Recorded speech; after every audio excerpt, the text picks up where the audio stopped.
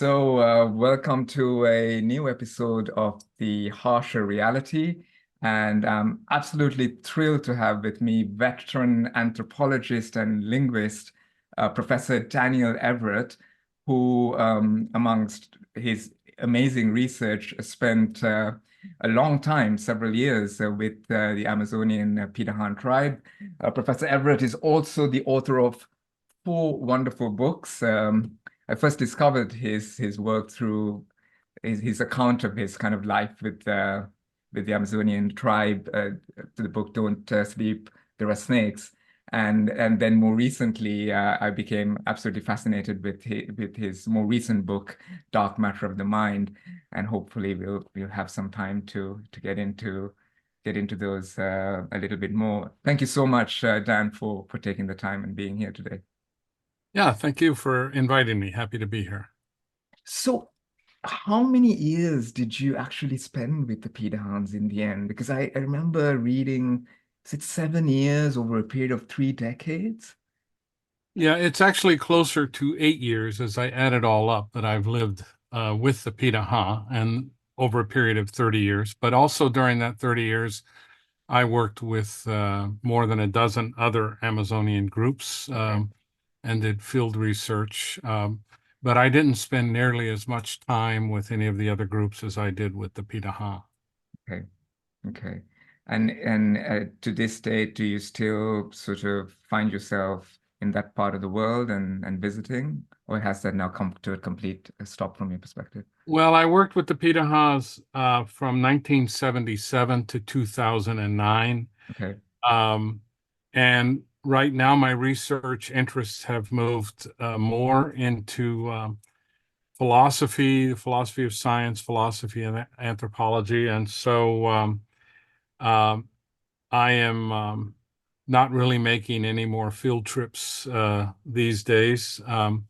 My my wife, she's my second wife. She's never been to the Pirahã, and she doesn't really like the idea of me going down there by myself anymore. I can But imagine from yeah, but from the it's link. mainly a shift in my research interests. Got you. And I can imagine, the dangers are more than mild. Yeah, there are a lot of unknowns when you visit there, even after all these years. Yeah, I'm Sri Lankan, and it's not the Amazon, but even walking in the evenings in long grass is, something we try to avoid. So I can imagine the multiplication of risks when you Yeah, get into uh, right. an environment like that. So Dan, one of the questions in Dark Matter of the Mind that you explore in a lot of depth is this question of human nature. And how should we, even before getting into what is human nature, how should we kind of approach the question? And you kind of point to two broad epistemological traditions, which you refer to as the Platonic and sort of Aristotelian in shorthand. Is that kind of a good place to kind of begin the conceptualization? Yes, but I should say at the outset that it's very obvious that if you look at a human being Yes. and you look at a dog, there's no difference. I mean, there's no question that there is a difference between a human and a dog. So if you want to call human nature whatever it is about us that makes us look different and act different to some degree, Yes. I have no problem with that concept. But many people talk about human nature in terms of innate concepts that we have when we're born. Yeah. And this is the idea that I oppose. I don't oppose the idea that there are innate characteristics. So, for example, humans are born with a different kind of brain that's Mhm. innate, and we think differently, we approach the world differently. Um, and I'm familiar with a lot of literature that argues that humans have innate concepts, but I'm not convinced by any of that. And in the book, I try to give evidence against the idea that there are innate concepts. I think the claim that there are innate concepts um, is based on faulty understanding of what concepts are. Uh, Mm. so if there are no innate concepts, then in that sense, there's no human nature. Mhm. Um, And I try to show how language and behavioral regularities we see across populations, the things that have often been attributed to this conceptual human nature, really can be explained by the interaction of the individual with their surrounding culture. Yeah. And could you give an example just for clarity of what people use or what a concept is, and then how that's sort of different to a capacity? And perhaps I wonder if it's useful to bring the word behavior in. So I guess when we think about what is innate, people latch on to the word concept, they use capacities, and then I guess there's this word behavior, which gets floated around as well. Right. So there is a lot of interesting and serious work done around the world. So to take one example, Elizabeth Spelke's lab at Harvard University has argued that there are a core set of concepts, some core knowledge Yeah. that all humans are born with. And of the many examples she gives, one is typical, which is the child's fear of falling. So Hmm. if you have a toddler or an infant that can crawl and they're crawling on a glass floor, but then you simulate a steep drop underneath the glass, Yeah. the child will back up. They're afraid of the height. Okay. Well, I agree that's innate. Yeah. They didn't have time to learn it. I mean, maybe it isn't.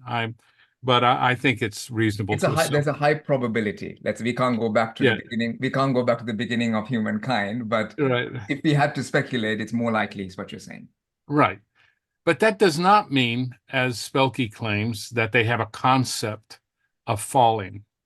Um, a concept is a um, is a form of a proposition. Hmm. Um, you can state it as a logical proposition, and the only way that you can believe that somebody actually understands a concept is when they use it in their own discourse and reasoning with others. Yeah. And no child can do that. No child can use concepts in that way. Um, do they have a fear of heights? Sure, they do. Do they have a fear of snakes? Probably. Um, but that wouldn't lead me to believe they have a concept of snakes. They To explain this fully, I would have to go into the semiotic theory of Charles Peirce, which is something I'm writing actually a couple of books on right now. Okay. Um, but for example, a bird has a concept. You might say that because a bird eats a seed, it has a concept of a seed. Hmm. Uh, but I don't think it's necessary at all to say that birds have concepts. I'm not claiming that they don't, Yeah. but I'm saying that if you want to claim that a bird has a concept, that's a very unusual claim. You Hmm. can simply say that birds, let's say, are hardwired that when they see a sign, a seed, for example, Yes. um, they eat it. And Hmm. there doesn't have to be any concept intervening Hmm. between what they've seen and how they behave in relation to what they see. Um, they might have an ability to discriminate seeds that are poisonous from seeds that are not poisonous. Yes. But this again does not mean that there's a need to say that they have a concept of poisonous versus a concept of non-poisonous. Yeah. Uh, that would require a type of reasoning that birds simply don't have. They Yeah. don't use these concepts in relation to other concepts. They can't defend the idea of a concept. And so until you're capable of defining one concept in terms of another and using a concept in natural discourse, Mm. most philosophers, I certainly would, hold that is not a concept. You don't have a concept. Hmm. You have an innate knowledge. I don't mind calling that knowledge, but it's not conceptual knowledge. Yeah. And in fact, it's shared with a lot of other creatures. Yes. Many land animals are afraid of falling. Um, So this doesn't make it human nature. It simply makes it a phylogenetic survival Yeah. characteristic. Another claim is among the Pirahãs, we've established, myself along with many other researchers from MIT, Columbia University, Stanford University, University of Miami, that the Pirahãs do not have a concept of counting. Mm. They don't count anything. However, they have a better ability to recognize, to discriminate quantities below 4 than they do quantities above 4. Yes. So some people have claimed, well, they have a concept of quantities below 4. But that doesn't follow, because it's been known since the 50s, and the work of George Miller, the psychologist, that humans can recognize smaller quantities greater than larger quantities. Yes. And in memory, they can remember 3 to 7 things. We're fairly limited in our memory. Yeah. So the ability to recognize the color red doesn't mean we have a concept of red. The Yeah. ability to recognize 4 as smaller than 20 doesn't mean we have a concept of 4. It's any more than it would mean that for any other animal. Conceptual thinking requires sophisticated propositional reasoning. And until you develop that, now the interesting thing about the children in Spelke's experiments is that they will all go on to develop a concept of falling. Yeah. There's no question. They don't start out with a concept of falling. They start out with a fear of heights, and they eventually turn that in. So in that sense, there's no concept that I've seen identified to my satisfaction that any human is born with. We develop them very quickly because we have a greater intelligence and ability to categorize the world around us. If there's anything about human nature besides being featherless bipeds, Yes. it is greater intelligence. And it's what's funny to me is that when people talk about the great psychological abilities of humans, they like to think about very specific innate things rather than our general intelligence and the fact that we're born into a culture and we're always learning from the minute we come out of the womb. And actually, even before Even we're in the born, womb. Yeah. yeah, even in the womb, we are learning from our environment. And the most important part of our environment are the people around us. And that's who we're learning from. Just like most animals start to learn right away from the environment that they're born in. And our environment is far more structured than the environment of other animals, because our greater intelligence, when we're acting as a group, leads to the formation of societies, and then the conceptual glue that holds societies together, the culture. Yes. Absolutely. And if I've hopefully I've understood, if I understand you, and if I've understood your book, the point you're making is that this focus on concepts is ultimately a projection. People identify certain concepts or patterns that are visible in a particular culture, and then they make a claim that this is somehow universal and inborn across all humans, rather than a product of the interaction of the ecology and the culture and the social environment. That's right. And we must always remember that there are nearly 8,000 languages and cultures in the world. And we do not have much information on the vast majority of those. I mean, as long as we've been studying anthropology and linguistics, let's be very generous and say that we have reasonable information on 3,000.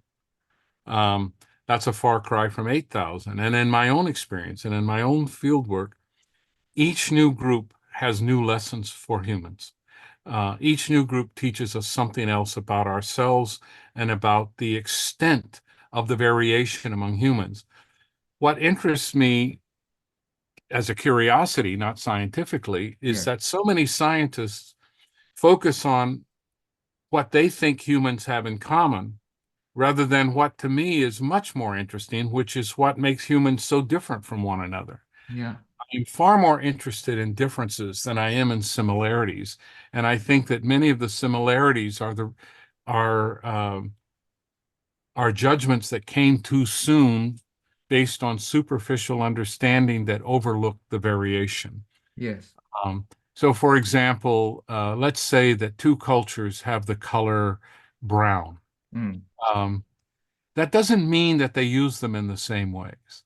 That doesn't mean they describe the same things as brown or that so for example, in American English, you can talk about brown people and white people. Among the Pirahã, this wouldn't make any sense at all. Absolutely. Um, they recognize it, they see it, but they don't, it's not an interesting category for them. Yeah. This is not something that means much to them. It's taken on meaning to us. So if you find two cultures and we say, look, they're both describing dirt as brown, therefore they both have the same concept of brown, that's false because you have to look at the wide variety of uses of brown in the different cultures and realize that it's really not the same concept. It Yeah. applies to different things and it overlaps in some ways. And from that overlap, we draw the mistaken conclusion that it's the same concept. Yeah. So I think a lot of the work in behavioral psychology and a lot of the work in even cognitive psychology and other areas has been a bit simplistic because it hasn't taken into consideration tremendous cultural variation. I mean, from the perspective of someone who does field work among Amazonian Indians, Yeah. um, French culture and American culture are just the same.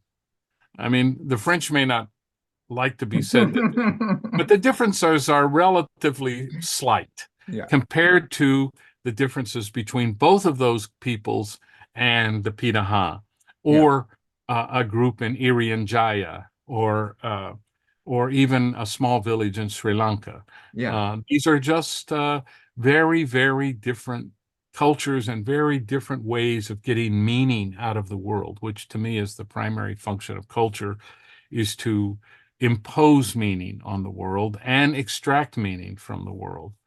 Um, we impose meaning on the world once we've learned our basic culture. Mm. Uh, Before that, we'll take whatever the world gives us. But once we've learned the culture um, and our language, which is part of the culture, Yeah. I don't see language as standing apart from the culture. I think Absolutely. language and culture are integrated.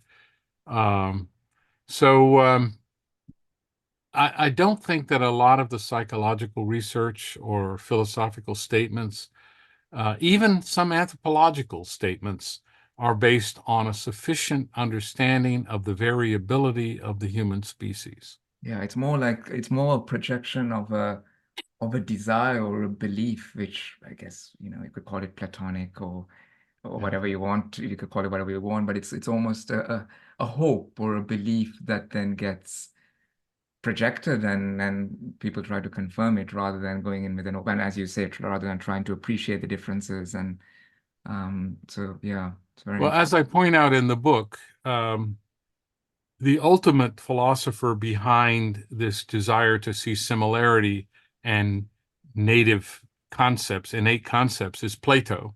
Yes. Um, and his student, Aristotle, um, represents a different perspective, and that is to understand the role of convention in giving us our meaning and our understanding of the world. So, as I as I try to explain in the book, um, my sympathies lie most with Aristotle and the tradition of people who were, and philosophers and thinkers who were influenced by Aristotle.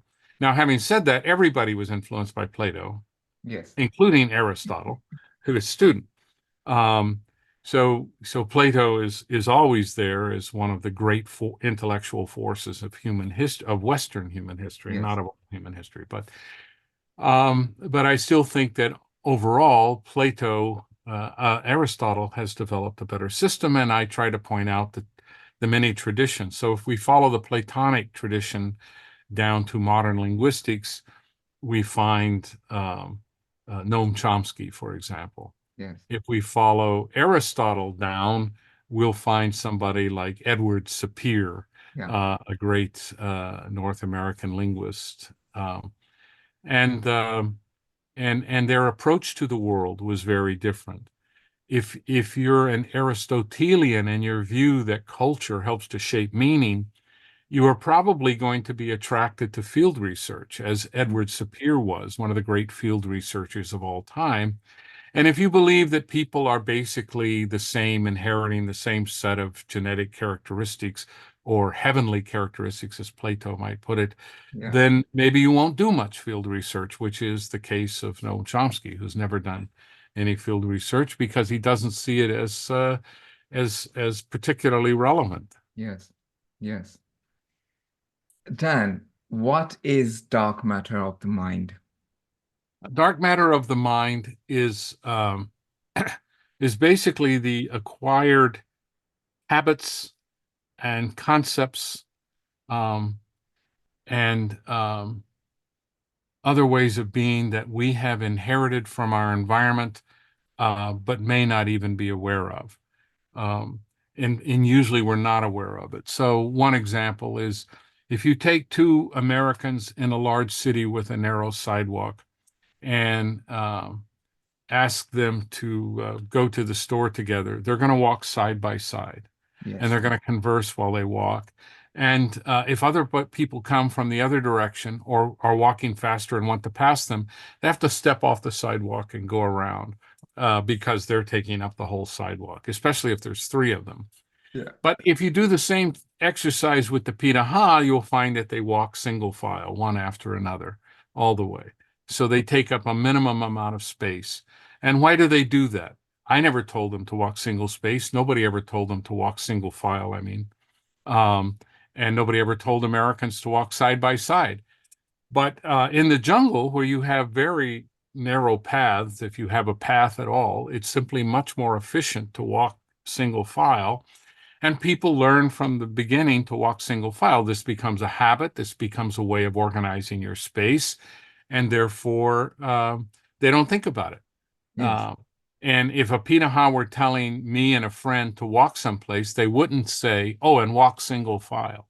Yes. Because this is part of their dark matter. It's not something they even realize. And the same thing with Americans. If you tell two Americans to walk and you don't want them to walk side by side, you'll have to say walk single file, because it would never occur to them to do so. Not because they've thought to themselves, will we walk single file or side by side? They've internalized it. They've internalized it. This is part of their dark matter. The way that we reason, the way that we perceive others. The Pirahãs, for example, are much more tolerant of difference than most Americans I know. Yes. And they're fascinated by difference, but not in a judgmental way. If somebody shows up like me, who is a very different color from them, they want to know all about my color and my parents and all of this stuff, but it's not in a demeaning way. No. They simply are curious because they're not like that. Yeah. Whereas in American culture, difference is bad. In fact, many cultures, difference is bad. So if I see somebody who doesn't look like me, if I'm a typical American, let's say, I'm going to think they're inferior because difference is bad. So the Pirahã don't have any problems with racial bias or some of the problems of many larger modern societies that we have, because they have internalized a different way of thinking about the world. And when I walk with the Pirahã in the jungle, they're always pointing out things to me that I didn't see or I didn't hear. I have the same auditory capacity as a Pirahã, and I have the same visual capacity as a Pirahã, but I haven't internalized into my dark matter the significant signs in my environment that tell me what I'm seeing. Yes. By the same token, if I take a Pirahã out to the city, they're totally lost, and they don't know how to read street signs, which is what I use to get by. And they don't understand how cars work, so they don't know how to negotiate their ways across streets. They're terrified when we cross streets. I know there's a red light for the cars, and so I have time to walk quickly across the street. that doesn't mean anything to them. They can learn that, and we can learn about their environment, but we've internalized different ways of being that make the comprehension of different environments more difficult. Absolutely. And then you have a very detailed and comprehensive definition of dark matter, um, in which, I partly thought about reading out, but then I sort of thought maybe I shouldn't. It's very comprehensive and somewhat technical. I wanted to ask you if you see a connection or what degree of overlap between the concept of dark matter and what, let's say, modern psychotherapy would call, I mean, they use unconscious and non-conscious, which is a technical difference. Not Freud's monolithic idea Right. of the unconscious, which is, Right. he had a specific view that everyone has the same repressions. Let's say, not that monolithic kind of ancient idea, but the modern concepts or the modern idea is in psychotherapy of what is hidden. Let's say, if I use simple language, what is hidden, ineffable, unarticulated, conditioned. Um, I'm wondering if you had any thoughts on, your definition of dark matter and potential overlaps. Well, there's always going to be overlap. As I say in the book, I'm not claiming to have rediscovered or Yeah, discovered for the first time the of course. concept of unconscious. Yeah. What I'm saying is that the unconscious and the subconscious, Yes. some things we can bring to consciousness, some things are more difficult to bring to consciousness. These things are not innate. We're not born with these. There's no Oedipus complex in my theory. There's none of, there's no big wheel that the mandala that all cultures draw values from. And there's no Jungian analysis in my theory, but many researchers have talked about it. One of the first to write about it in a very technical and convincing way was Michael Polanyi, who is he wound up in Britain, and his son was a Nobel Prize winner in economics. But he talked about tacit knowledge, Yeah. and there are many examples of tacit knowledge. So, for example, I start off the book discussing how some people can choose the sex of newborn chickens very quickly, Mm. whether they're male or female. But there's really nothing they can tell you that they're looking at. There's no obvious sign that something is a male or a female. Yeah. They just get really good at it, and they don't really know why. Yeah. And John Searle talks about background knowledge, the concept of the background. So he gives an example of a computer that is told a man walks into a restaurant and he orders a hamburger, and the hamburger comes and it's burnt, and the man gets up quickly and just walks out of the restaurant angry. So you ask the computer, did he pay for the hamburger? And the computer might say, no, he didn't pay for the hamburger. But then John Searle he says, let me ask it another question. Did the man stick the hamburger in his ear? And the computer says, I don't know. He said, did he wear it out of the restaurant as a hat? I don't know. So Searle says, this is part of the background information that humans of a certain society share. Yeah. And it's almost infinite in its extent, and computers struggle to learn this amount of detail and respond. So my idea of dark matter is somewhat more articulated than tacit knowledge Yes. or what Robert Hall calls the invisible language, or Searle calls the background, because I think it encompasses more. I And think I think certainly, that, certainly, yes. yeah, and I think it's the basis of culture. So when we grow up together and we're learning from one another and we're sharing experiences, we form our own dark matters. But it's clear that since you formed your dark matter interacting with me, and I formed my dark matter interacting with you, that there's going to be some overlap Mm. in the dark matter, and that overlap is what we call culture. Yes. So we grew up together. So in my analysis of culture, you can't see culture in the world. You can see the products of culture. Obviously, you can see art and technology, but there's thing that I can point to and say that's culture. Because culture is in the minds of the individual members of a society, and it is their dark matter. And it Yes. is the overlap in dark matter that produces culture ultimately, and is also produced by culture because we're born into a culture and then we Yes. become producers of culture. So it's a cycle. We're continually doing that. But it also means that cultures don't need to overlap maybe as much as we thought. So I was raised in Southern California. Let's say I meet somebody who was raised in New York City. Our culture will overlap a lot because it's at least of my generation. When I grew up, there were only 3 television channels, Sure. um, and there were very few ethnic restaurants. You basically had American food. Now, I had the advantage of growing up on the Mexican border, so to me, American food was Mexican food. That's what we ate the most Sure, of. sure.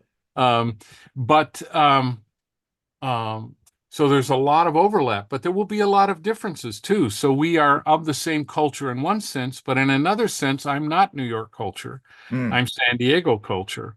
And let's say that 2 people grow up in different parts of the world, but they each like the same music and they have developed values because music now is can be the same music can be heard anywhere almost.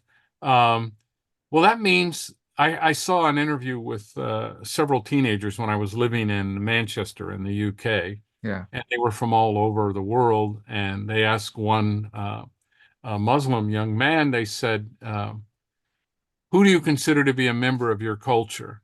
And he said, whoever likes the music I like. Yeah. Um, and I think that many people think that there are some values that are more important than other values, which is why I talk about ranked values in the Yes. book. Um, and so a Muslim boy in Pakistan who happens to like the same music as a Christian boy or Christian girl in Alabama um, may share some cultural values because of this overlap in their musical values. Absolutely. And technology has allowed for this cultural spread more than others. But at the same time, the music won't be interpreted exactly the same in both places. It will be interpreted differently. And what sounds good to me may not sound good to somebody else. And it's not because of the rhythm or necessarily, but it's the comprehensive whole that grew out of one culture, and can it actually speak to another culture to some degree? Well, I think that hip hop music in the U.S. is really interesting in this respect because it features old songs in a lot of it. They use it as a sort of background. So you'll hear Yeah. some hit from the 60s playing in the background or introducing different parts of hip hop. So that is how one culture has transformed another. So if I heard a song in the 60s and I grew to love it in the 60s and now I hear it in hip hop, it doesn't mean the same to me. Nor would my song from the 60s mean much to the person who likes that hip hop song Yeah. necessarily. So culture is because it's based in the minds of individuals rather than found actually in a society, it's overlapping dark matters. It becomes much more subtle and much more nuanced, much more complicated than just simply talking about American culture or Sri Lankan culture or Absolutely. British culture. Absolutely. Those are simplifications. And I really love the your idea uh, of violable ranked values, which really introduces um, it's very obvious all the greatest ideas are obvious in retrospect. Uh,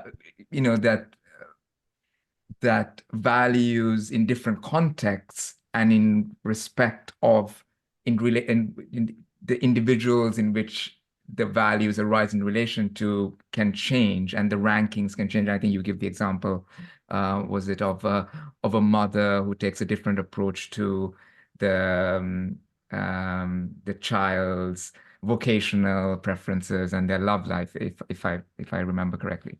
Right. There are many examples. So, for example, if you watch interviews with prisoners, even murderers who are incarcerated, um, many of them won't call themselves murderers and they won't think of themselves as murderers.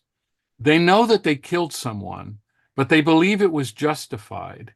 And they believe it was justified because they have values and their values are ranked. And some value that was highly ranked was violated by the person killed, they might say, and their killing, which is lower ranked in theirs, was a consequence of that. So Sure. if you have thou shalt not kill, let's say that's your highest ranked value, nobody could go to war, right? There could be no war because that involves killing.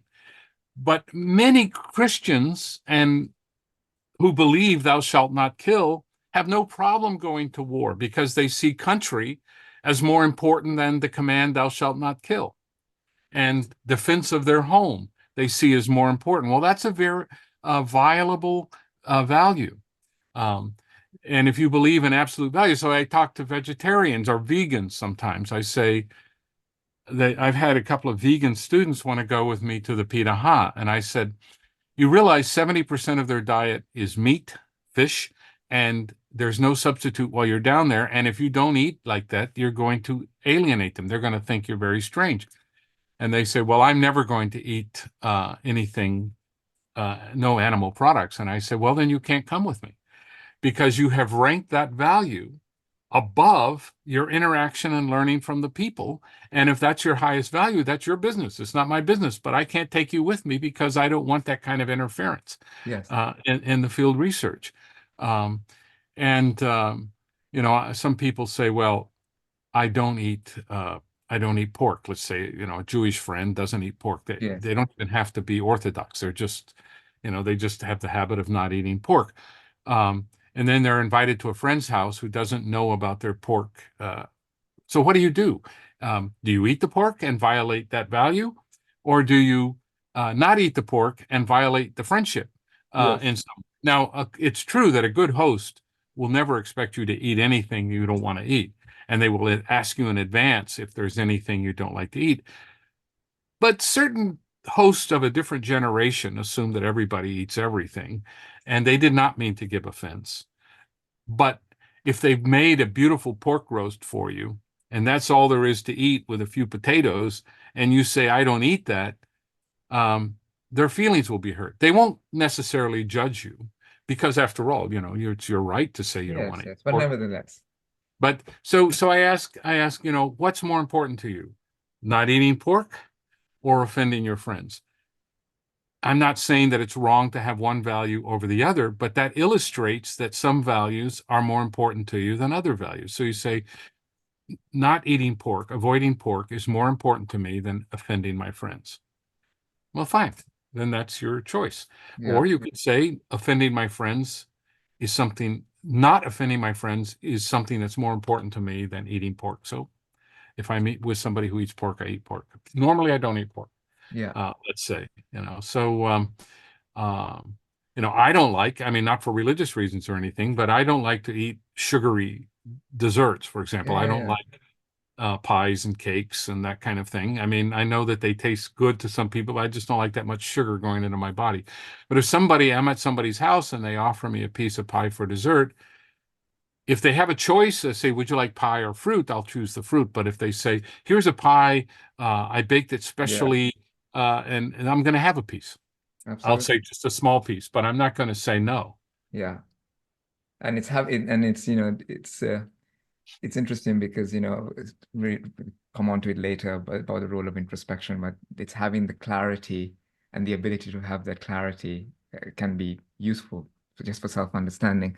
We'll come on to that later. I wanted to ask Dan about moving on to the Pirahã a little bit more, because you talk about attachment patterns and how attachment is a deeply cultural experience and also an individually unique experience.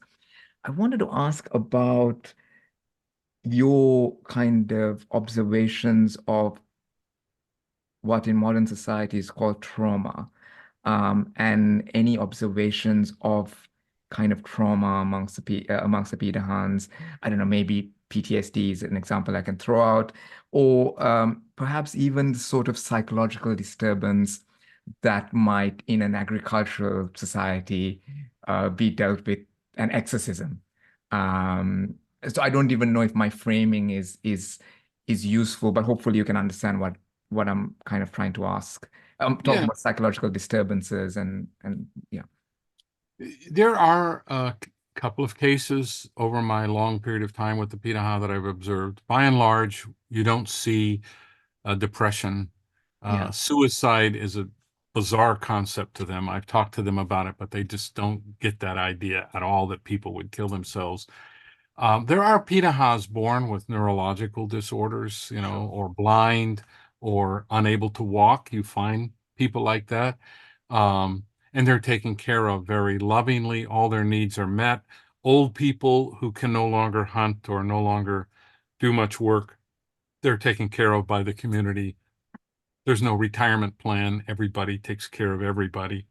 Um, but you do sometimes find people who, in my experience, through outside influence, behave occasionally in a non-Pirahã way. So, as I discuss in Don't Sleep, There Are Snakes, there was a young man, his Pirahã name was Tukaga, Hmm. um, and a Brazilian river trader gave him a shotgun and paid him to kill a member of another indigenous group, not the Pirahã, upriver, who was living on the same river. Yes. And he killed him. And he tried to kill someone else.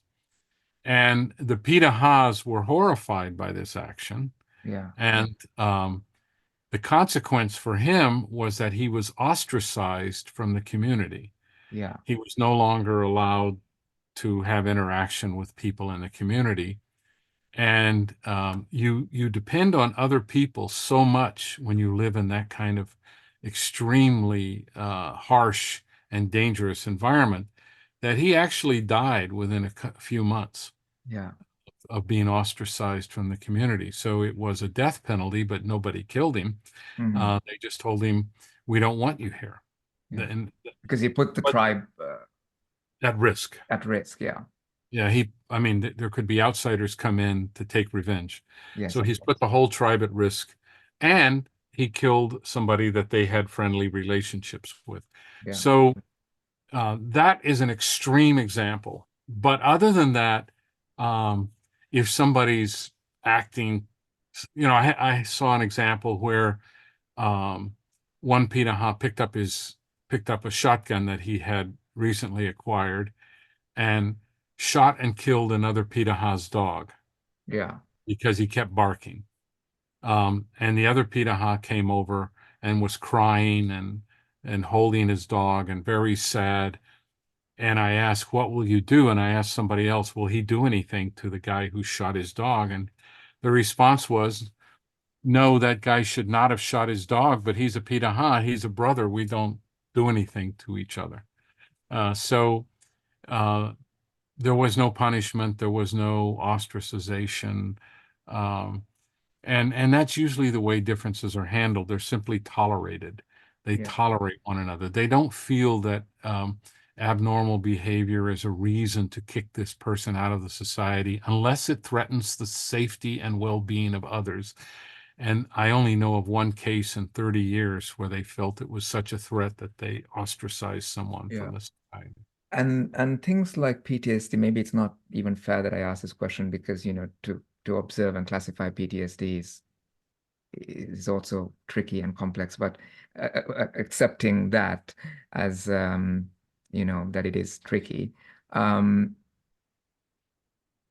have you noticed or so kind of shock events leading to significant psychological disturbance that is quite prevalent in modern society, which could be classified as quote unquote a trauma? Not at the individual level among the Pirahãs, but the Pirahãs live in isolation far from other groups because in the past um, there were wars that led to the deaths of many Pirahãs, Right. and their preference now is to avoid contact with outsiders Okay. and to remain isolated in the jungle. Um, they were very tolerant of me. They had no, I went in there as a missionary originally until they convinced me that there was another way to see the world. So they converted me rather than me converting them. But I learned that uh, they were tolerant of me and they were loving towards me and affectionate towards me, as they are with everyone in the village. They like to touch one another and they like to Yes. tell you that they love you. I mean, they don't have a word for love. They, it's like Spanish. They say, "I really want you," Yeah. which is, I love you. And they say this all the time.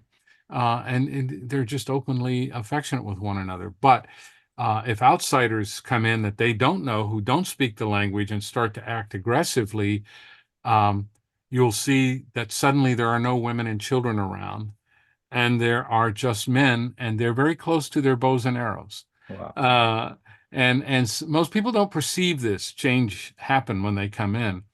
One guy came in one time and he asked me in Portuguese. He said, What would happen if I took one of their children?" I said, "Yeah, they would kill you."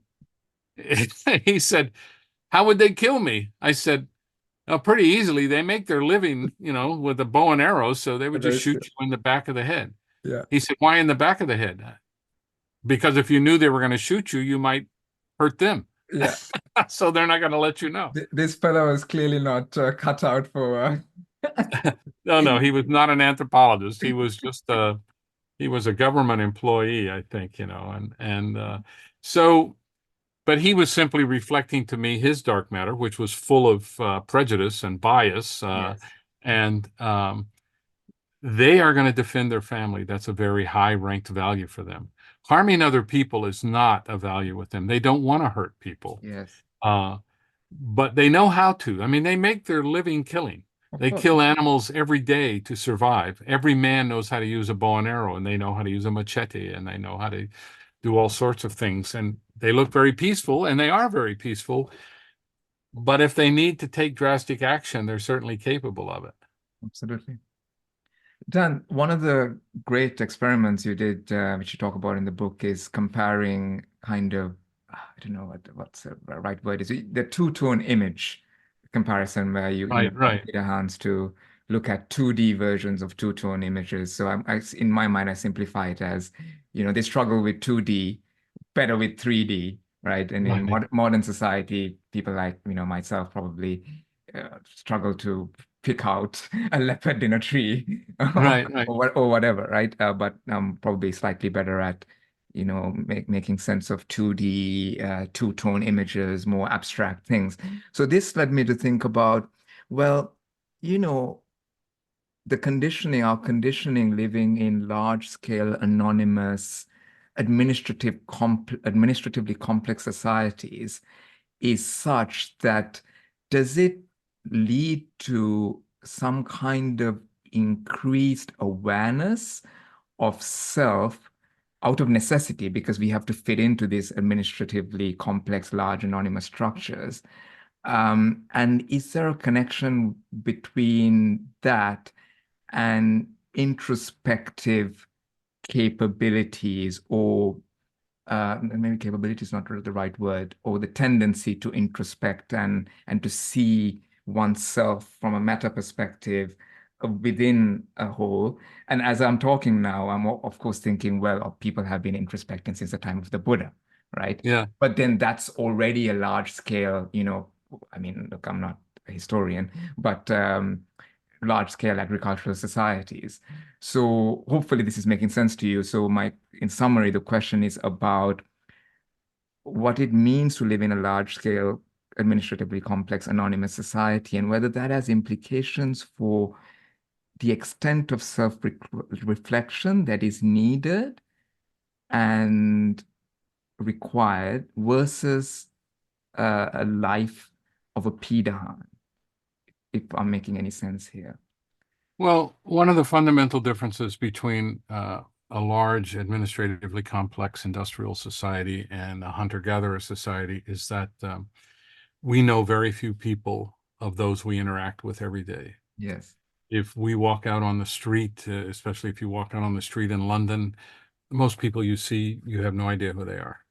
You know, you make certain assumptions about how they are and how they think, but you don't know their names or anything. Yeah. The people that you know really well, that you know their names and you know how they think more or less, Mm. is a very limited, small set of intimates, Yes. family and friends. And so the Pirahãs, in effect, live only within that set of intimates. Yes. Everybody they see, they know, and they know how they think, and they know about them, and they know their history. Um, whereas most people we see, we don't know. And Yes. so that gives them so their entire society is a family Yes. at various levels. And our society is a society of strangers. Yes. Um, and that must have certain effects on the way that we deal with each other. So we have to have laws. Uh, you don't need to have a family constitution or family laws. Yes. Of Uh, course. and dad does not need to be the policeman in the family. You Yes. know, he might behave, or mom might behave as the police person from time to time.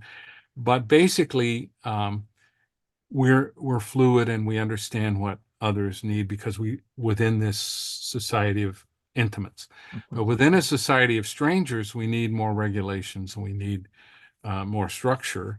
And so as societies grow and they become more complex, they all develop laws and regulations and things that you you don't find entirely absent from hunter-gatherer societies, but you don't find a need for it to be stated because Yes. people have all learned this stuff. It's part of their dark matter. Yes. Whereas in a complex society, we can't absorb all the laws into our dark matter, so they have to be in the bright matter of written codes in society. Yes. Um, and these are fundamental differences in the ways that societies are organized, and they both have their advantages. Of course. I mean, I like being able to go to a medical specialist, which the Pirahã don't have. Um, I don't know, I may not have ever seen this medical specialist before, but I will trust them to look at my body and give me opinions on what I can do to be healthier um, and I don't even know them. Why would I, for the Pirahã, if they don't know you, they're not going to take your medical advice. Yes. They're not going to eat something that you told them to eat because you told them to eat it. They don't know you. Why should they eat something you told them to eat? Yes.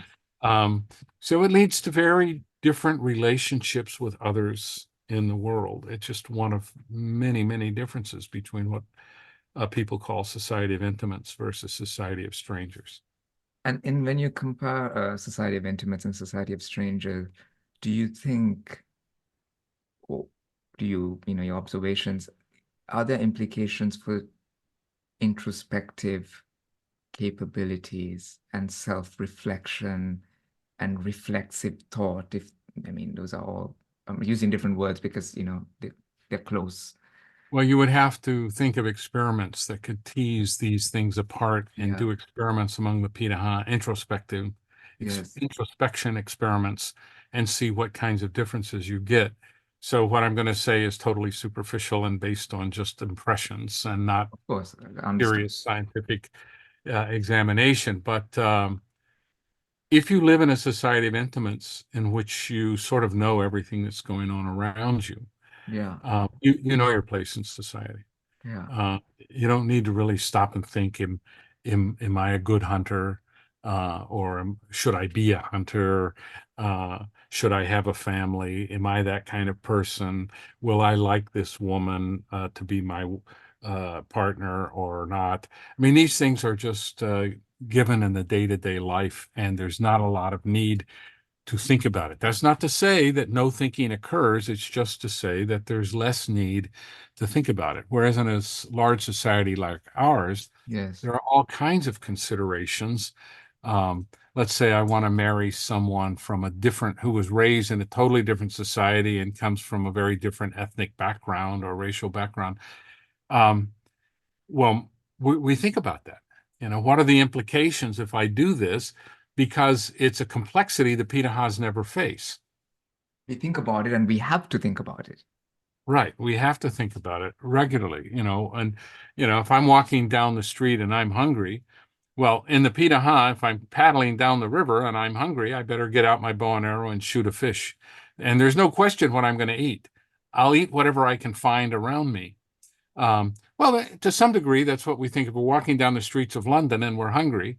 Well, we don't just have kidney pie to choose from. We have all kinds of stuff. That's one of the great things about big cities is that they have such a variety of foods, and you say, Yeah. what do I feel like eating today, And so you walk into, some restaurant that could be anything from American food to you know, Chinese food or Indonesian food or whatever. You know, you see these things, and this requires more reflection about what do you like to eat. I remember hearing that when Queen Elizabeth II was on a trip to Italy, she sent advance warning to her Italian host that she did not eat tomatoes, garlic, or pasta. Um, well, that sort of takes out what a lot of people like most about Italian food. Uh, but so she reflected about it, and she had her reasons for doing this. Um, and you know, the royal family apparently doesn't like to have gas in the presence of strangers. they, they don't want to emit foul Sure, sure, sounds and sure. smells. That Whereas value is among the ranking, Pirahã, that value ranks higher yeah, it's than ranked very offending the high, and host. among the Pirahã, that's not even a value. You know, it's ranked. Who cares? You Yeah, know, that's just what happens when you eat food. Um, so it requires more reflection when you live in a more complex society. yeah, The simpler your society. And you can find simple communities in the US, just like any place. You can find the small little town I was raised in. yeah, Um, there were Mexicans and there were non-Mexicans, and there were Mexicans were in the majority because we were on the border. Mexican Americans, I mean, they were actual citizens, but spoke Spanish in the home, and there were a lot who just came over from Mexico every day to work. yeah, Um, and So nothing Mexican ever seemed strange to me. That was just home. That was yeah, just the way it was. Also, Southern cooking from my relatives and who came from Texas and stuff. That was also home. But then um, you go to San Diego, leaving my big community, my small community, and going to this big community. Now there's all kinds of foods. I remember going to a pizza restaurant for the very first time in my life. I was 12. I had never had a pizza ever, and wow, you know, and so I realized, oh, here's something I like about as much as anything I've ever eaten in my whole life. Um, but they make you reflect about other things. It makes you think, what other kinds of food options do I have when I get ready to eat? And that's just simple things. So yes, we definitely have forces on us that require us to introspect and think more about ourselves and our preferences and who we are when we're in a more complex society. yeah. And this sort of, I think it's sort of in the answer in what you've just stated is it's probably fair to say that, or is it, let me pose it as a question, that the dark matter in modern society is probably more complex and fraught with more inherent structural contradictions just because of the sheer exposure to different, and therefore dealing with it both requires, not both, requires some degree of introspection. Yeah, it's a very good point to note that dark matter can be very self-contradictory. Um, we have beliefs that are not compatible with one another. You know, I can believe in science and I can believe in Jesus performing miracles, but those really aren't compatible.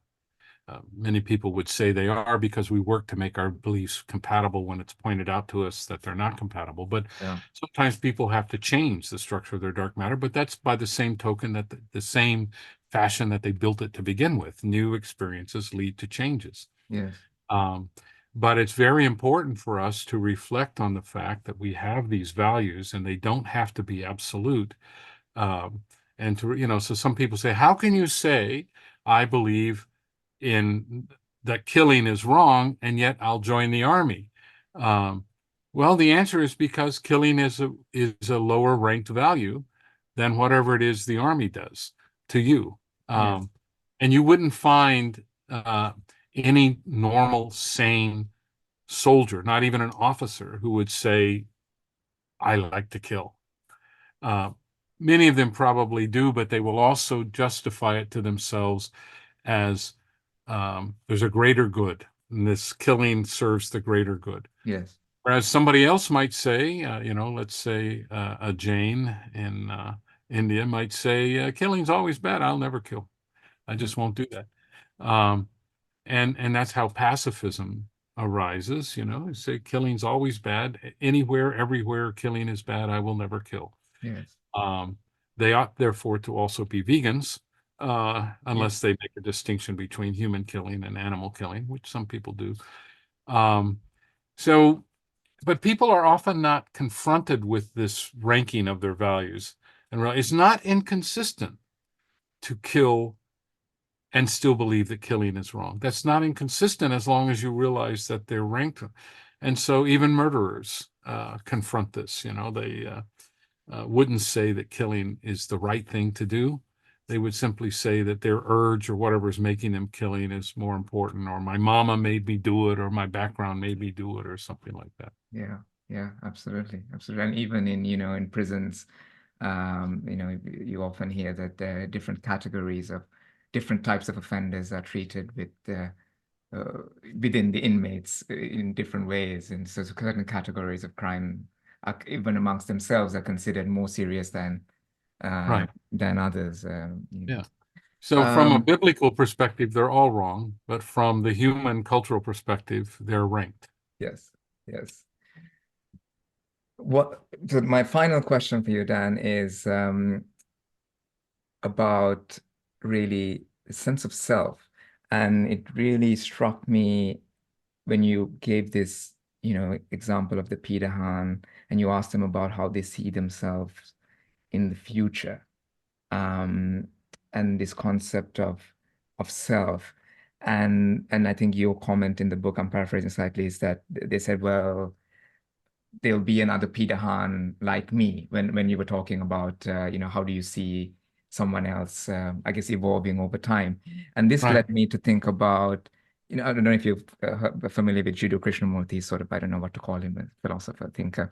He talks about the sense of self being basically time. He's simplifying a bit, but he's basically talking about the sense of self being a projection, not time in sort of, I need to catch a train, I'm going to book the tickets, not sort of teleological action motivated by some kind of specific, but a projection of some kind of abstract idea of who I am into the future and into the past. And it struck me reading that passage that maybe the Peter Han, I mean, I'm talking out of my ass here a little bit, but you're here to stop me. Maybe there's something by luck or by ecology or by nature or just by circumstance, they are somehow more in the moment by virtue of their lifestyle, um, that is very different to any sort of in the momentness that someone born into a modern society structurally, thrust into. If I'm making, hopefully I'm making some sense here. Yeah, I mean, the self is a very complex notion. I define it in Dark Matter of the Mind as the memories of our past interpreted by our dark matter, which means, Amicization, apperceptions plus memory equals self. I have it written down. yes, right, right. And so um, if, I might have done something in the past and I remember it a certain way because of my dark matter and my values ranking. So I might not remember that I did something really bad. Yes, Uh, or I interpret it a little bit different. And so I find this stark when I compare my memories of one event with the same memories, with the same event and the memories of family members who went through that same event with me. And we find that we remember it very differently. yes, And yet my self is formed not by their memories of the event, but by my interpretation of my memories of the event. that's right. So we have the event and we have how it's remembered, and then we have how those memories are interpreted and incorporated into our dark matter. Yes, Among the Pirahãs, since they see themselves as part of this organic whole, this Pirahã society, Pirahã culture, they see themselves as they use they're all siblings. There's no word for sister or brother, but sibling. And every Pirahã is a sibling with every other Pirahã. yes, The older ones are parents. They're all parents. They don't distinguish mama and papa. They just parent. And so everybody older than me is parent, and everybody younger than me is child, and everybody my age is sibling. Um, so if I want to know, what do you think of John over here? They're going to refer to specific actions because overall, John is the same as they are. pretty much. And so they're not after this highly individualistic notion of self that we like to have. Yeah. We, especially with the growth of social media, everybody wants to make a living on their individual self. And it's turned out, because our culture is developed in a certain way, that can be quite lucrative, and that's good for people. I have no problem with that whatsoever. But it shows that we value more highly an individualistic self than the Pirahãs do. Yes. This would not occur to them. If a Pirahã were to start talking on TikTok for the other Pirahãs, they wouldn't find it amusing. I mean, he would have no new information to give them. They all think this, they would see themselves as thinking the same way. When I first started translating the Bible, and I had a Pirahã man repeat after me the translation and paraphrase it in his own words, I played this cassette to some other Pirahãs, and they said, "Yeah, that's so and so talking. He doesn't believe this stuff, and neither do we." And they didn't need to ask, did he somehow convert or something? Pirahãs don't believe this stuff. Yeah. Yeah. And it's really, I actually love the kind of approach. I think they have three. Did you see? Did I see it? Was it hearsay? There were three categories Oh, of right, yeah. the Suffixes that go on the end of a verb to give you the degree of evidential certainty. that's it. So if I say, John left, I assume, or I induce, let's say, is John here? I look down and I don't see his canoe. I said, no, he's not here. That's one suffix. Yeah. If I saw John get in his canoe and paddle away, I'll use a different suffix to indicate that I witnessed this directly, and I'll say Yeah. John's not here with that suffix. Um, and if somebody told me that John's not here, but I don't have any other evidence, then I'll use another suffix that means hearsay. Yeah. So those three suffixes indicate the source of my information. And it's really fantastic because in a sense, it's evolved in their culture, but in a sense, it's more relevant for modern complex societies because there's so much information that actually, I mean, it'll never happen, but just when I think about it, it's an amazing approach to be specific when amidst so much noise, because then it's traceable. You know Right. what is what. It's sort of like writing a book or an article and giving lots of footnotes Yes. to say where you got the evidence. And so, if somebody writes a book and they don't quote any sources and they don't have any footnotes and they Yeah. just talk about their opinion from one end to the next, Yeah. most people won't find that kind of book worth reading because Yeah. we can't evaluate what they're saying. So we all want to be able to evaluate the information we're getting, but in our society, information is coming so fast and there's so much of it all around us all the time that often we just pick out what sounds best to us because of our own dark matter, Yeah. our own that fits our values best. So, for example, in the United States presidential election, if you believe that federal allocation of money to help the poor is the highest value, then you will vote Democrat. If you believe that keeping people from coming across the Mexican border without documentation is the highest value, then you'll probably vote Republican. Yeah. So it's a matter of what the values are, and we never get the discussions like this. I would like to see a presidential debate where they challenge each other on the values that they have and how they're ranked. But that's too cerebral for most political candidates and for most American And I voters. wonder, cerebral and confronting. I wonder to, interesting to hear your opinion, but I wonder if people would be open to having their values challenged in that way, in such a direct way, I guess. It depends. Yeah, I mean, somebody could say, I believe in Jesus, and you will say, yeah, that's a value I just cannot share. We say we don't usually use the term value, but on some obvious thing, so I'm an atheist, somebody else is a believer. Yeah. Those are two values that are clearly very different and at the opposite ends of the spectrum there. But many other things. I mean, like if somebody says we've got to stop the flow of Mexican immigrants coming across the border, the right answer is not why. I mean, you could, that's a reasonable answer. Why should we stop it? What are the documented problems you can point to? And then I need some statistics. But we don't do that. And also there's a value of using quantitative reasoning versus qualitative reasoning. Some people are very happy to just give anecdotes, and other people want to see facts and Yeah, figures. very difficult. Great, Dan. Thank you so much. We've been talking for just over an hour, and I'm mindful Yeah. of your time. It's been an absolute pleasure, and I've learned so much. And thank you so much for being here today. Okay, great. Very nice to talk to you, Ashley. Thank you.